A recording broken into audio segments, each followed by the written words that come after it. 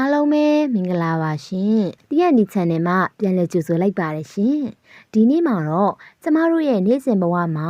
အလွယ်တကူတွေ့ရပြီးတော့ကျန်းမာရေးအတွက်လည်းအလွန်အသုံးဝင်တဲ့အုတ်ရှိရွက်ရဲ့ကျန်းမာရေးအကျိုးကျေးဇူးတွေကိုပြောပြပေးသွားမှာဖြစ်ပါတယ်ရှင်။အခုရာသီကလည်းအုတ်ရှိရွက်ပေါ်တဲ့ရာသီလေးဖြစ်တာကြောင့်တကယ်ချင်းတွေအတွက်ကျန်းမာရေးကျေးဇူးတွေအထောက်အကူရအောင်လို့ပြောပြပေးသွားမှာဖြစ်ပါတယ်နော်။အုတ်ရှိပင်ဆိုတာကကျမတို့ရဲ့အပူပိုင်းဒေသတွေမှာအများဆုံးပေါက်ရောက်တဲ့အပင်ဖြစ်ပြီးတော့အမြင့်ပေ30လောက်အထိကိုကြီးထွားနိုင်ပါတယ်ရှင်။အုတ်ရှိရွက်လေးကဆိုလို့ရှိရင်အစိမ်းရောင်ရှိပြီးတော့အနက်မွှေးမွှေးလေးရှိတာကြောင့်တချို့ဒေသတွေမှာဆိုလို့ရှိရင်သူ့စားလေးလည်းရှိကြပါတယ်ရှင်။အဲ့ဒီလိုအုတ်ရှိရွက်လေးရဲ့ကျန်းမာရေးအကျိုးကျေးဇူးတွေကိုပြောပြပေးသွားပါမယ်နော်။နံပါတ်1စီးချိုကိုထိန်းညှိပေးနိုင်ခြင်းအုတ်ရွှေရဲ့မှာတဘာဝဝမ်းတို့အာနိတင်ရှိပြီးတော့တွေ့တွင်တကြားတက်ကိုထိညှိပေးနိုင်တာကြောင့်စီးချိုဓမားတွေအတွက်အထူးတင့်တော်ပါတယ်ရှင်။နံပါတ်2ဝမ်းမှန်စီးပြီးတော့အစာချေကောင်းစေခြင်းအုတ်ရှိရွက်ကိုနေ့စဉ်အနေငယ်စားသုံးပေးမယ်ဆိုလို့ရှိရင်ဝမ်းချုပ်ခြင်းကိုတက်တာစေပြီးတော့ကိုယ်တွင်းအစိတ်အတောက်တွေကိုဖယ်ရှားပေးနိုင်ပါတယ်ရှင်။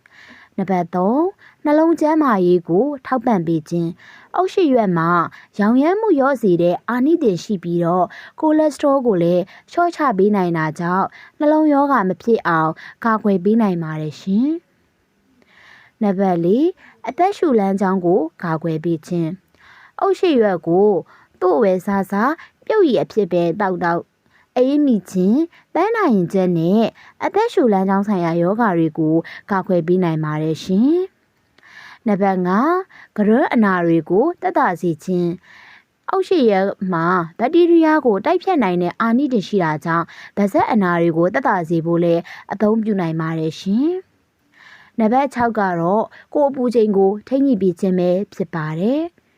နွေရာသီမှာအုတ်ရှိရွက်လေးစားသုံးပေးခြင်းကကိုယ်သွင်းပူချိန်ကိုလျှော့ချပေးပြီးတော့ရေဓာတ်လည်းဖြည့်တင်းပေးနိုင်ပါတယ်ရှင်။နောက်ဆုံးတစ်ချက်ကတော့အရေပြားပြဿနာတွေကိုတက်တာစေခြင်းပဲဖြစ်ပါတယ်ရှင်။ကျမတို့ရဲ့ခန္ဓာကိုယ်မှာဒီဓာတ်မတည့်မှုတွေကြောင့်အဖို့အပိတ်တွေထွက်လာခဲ့မယ်ဆိုလို့ရှိရင်အုတ်ရှိရွက်ကိုကြိတ်ပြီးတော့လိမ့်ပြီးလို့ရပါတယ်ရှင်။ဒါ